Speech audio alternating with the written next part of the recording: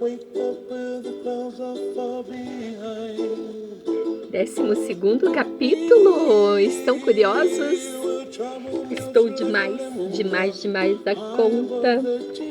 Olá, olá, crianças e famílias do SEI, professora Maria Augusta Jouve, Prefeitura Municipal de Curitiba, e demais famílias e demais crianças. Estamos fazendo a leitura do livro A Vovó Vigarista, de David Walliams. Hoje estamos no 12º capítulo de uma história, de uma aventura empolgante, alegre, engraçada e de um amor crescente às avós. Nessa história existe um enigma. Quem será capaz de descobrir comigo? Vamos juntos no capítulo de hoje? Não se esqueçam, lembrem-se, inscrevam-se no canal e deixem o seu like para receber notificações dos próximos capítulos. Explosão de amor. 12º capítulo. Bem passou a manhã inteira de domingo em função da mãe, que estava tirando as medidas dele para um figurino de dança. Ixi! Ela tinha passado a noite em claro desenhando alguns esboços. Sob pressão, ele foi forçado a escolher um. Então apenas apontou desanimado para o que achou menos horroroso. As opções desenhadas pela mãe iam do vergonhoso ao humilhante. Havia. Agora sim, vou mostrar para vocês os desenhos, os figurinos, e vocês pensem aí qual deles vocês usariam se vocês fossem numa apresentação de dança.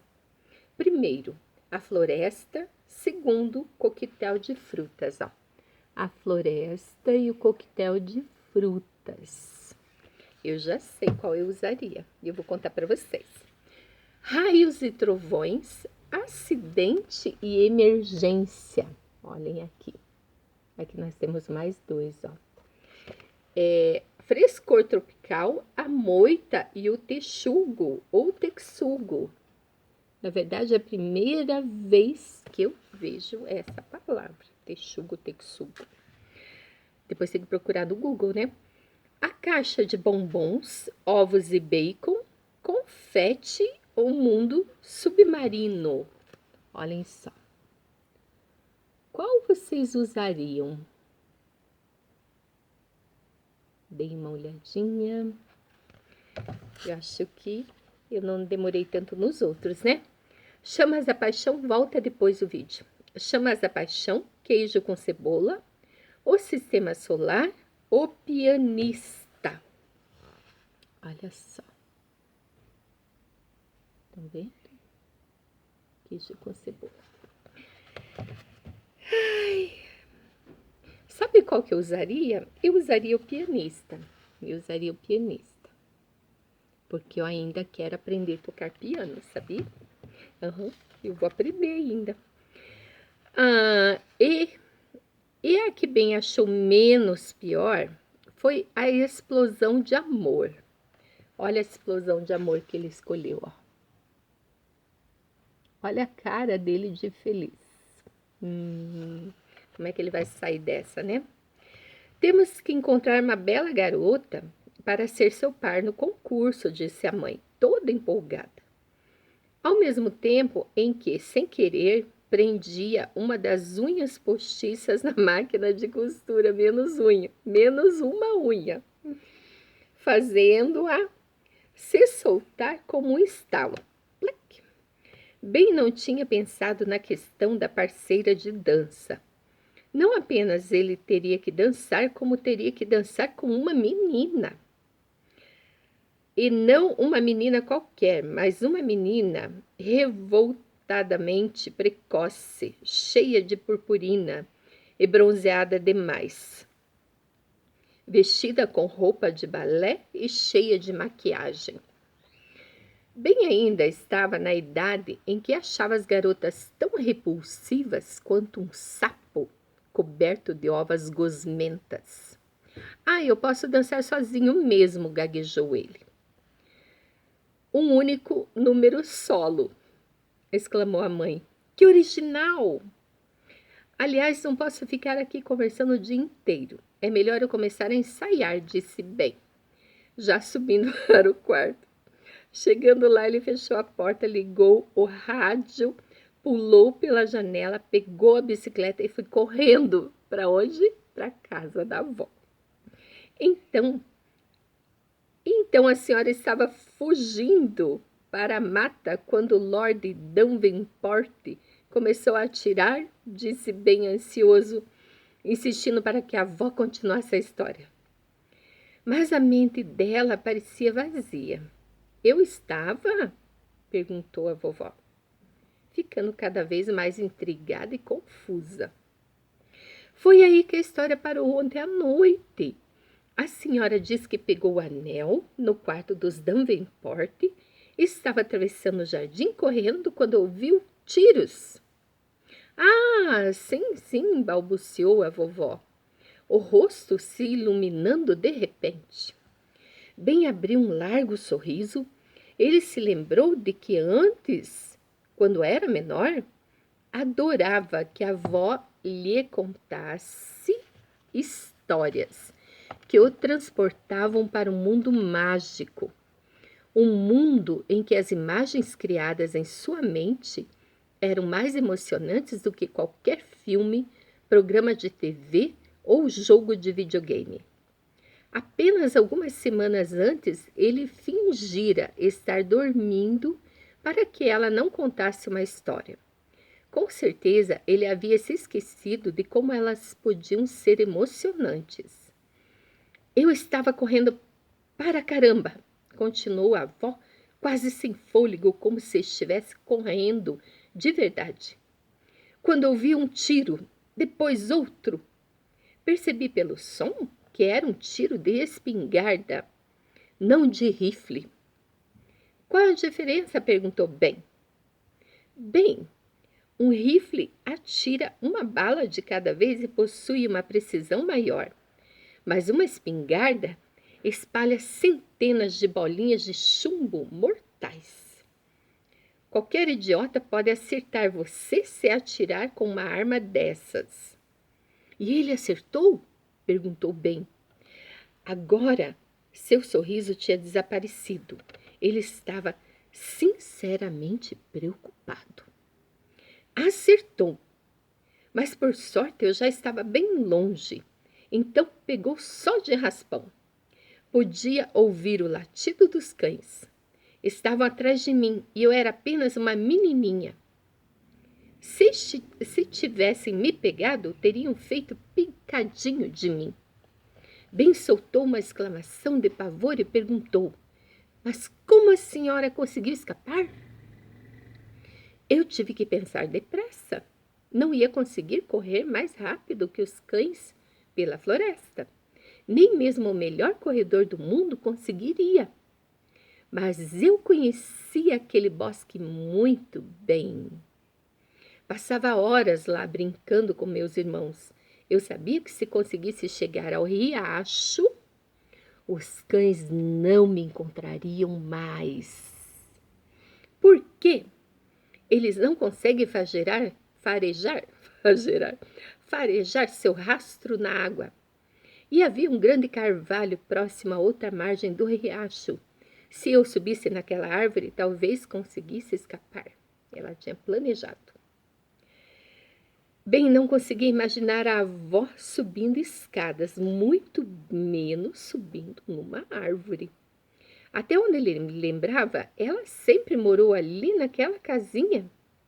Ouvi mais tiros na escuridão enquanto corria na direção do riacho, prosseguiu a velhinha. Aí bati em algo, naquele breu da mata. Tropecei na raiz de uma árvore e caí de cara na lama.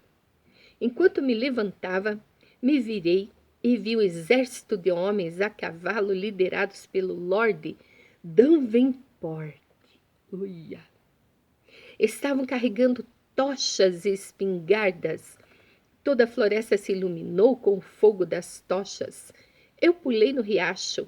Era mais ou menos a mesma época do ano em que estamos agora, bem frio, e a água estava congelante. O frio me deixou em choque e eu mal conseguia respirar. Pus a mão na boca para conter um grito. Eu podia ouvir os cães se aproximando, latindo sem parar. Devia haver dezenas deles. Olhei para trás e vi seus dentes afiados reluzindo sob o luar. Olha os cães. Ai, meu Deus. Olhem os cães aqui, ó. Estão vendo? Então eu atravessei o riacho e comecei a subir na árvore. Minhas mãos estavam cobertas de lama, e minhas pernas e pés molhados. Então eu não parava de escorregar no tronco. Sequei as mãos freneticamente no pijama e tentei subir de novo. Cheguei até o alto da árvore e fiquei o mais imóvel que consegui ali em cima. Então ouvi os cães e o exército de Davenport seguirem ao longo do riacho para a outra parte da floresta. Os latidos ferozes dos cães começaram a ficar distantes e, após algum tempo, as tochas se tornaram apenas pontinhos na distância. Eu estava salvo. Fiquei tremendo no alto daquela árvore por horas. Esperei até amanhecer. E só então desci e voltei para casa. Deitei furtivamente na cama e logo depois o sol nasceu. Bem podia visualizar com perfeição tudo o que ela descrevia. A avó o havia deixado hipnotizado. Eles foram atrás da senhora depois? Olhe, ninguém conseguiu me ver direito. Por isso, Davenport mandou seus homens fazerem buscas em todos os cantos da cidade. Todas as casas foram reviradas à procura do anel. A senhora não contou nada a ninguém? Deu vontade. Eu me sentia muito culpada, mas sabia que se abrisse a boca estaria encrencada. Lord Davenport ia mandar me chicotearem em praça pública. Então, o que a senhora fez? Eu o engoli. Bem, não podia acreditar no que ouvira. O anel, vovó! A senhora engoliu o anel? Achei que era o melhor jeito de escondê-lo, no meu estômago. Saiu alguns dias depois, quando fui ao banheiro. Deve ter doído, disse bem.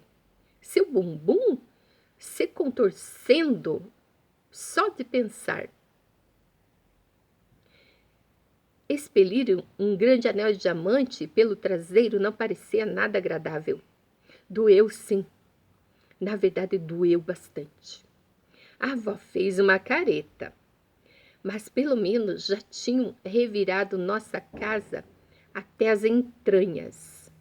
Não as minhas entranhas, é claro. Eu quis dizer cada cantinho. Bem riu. E os homens de Davenport agora estavam procurando o anel na cidade vizinha. Então, certa noite fui até o bosque e o escondi. Coloquei-o em um lugar onde ninguém jamais iria procurar, embaixo de uma pedra dentro do rio. Boa ideia, exclamou Ben. Mas aquele anel foi só o primeiro de muitos, Ben. Roubá-lo foi a maior emoção que eu já tinha sentido na vida. E toda noite, deitada em minha cama, eu só sonhava em roubar cada vez mais diamantes. O anel foi apenas o começo, prosseguiu a vovó em um sussurro, olhando bem fundo nos olhos jovens e inocentes de Ben. O começo de uma vida de crimes. Piririm, piririm. 12º capítulo da nossa história chegou ao fim. O que será que vai acontecer? Uau! quanta emoção. Até o próximo capítulo. Beijo da Maria da Graça.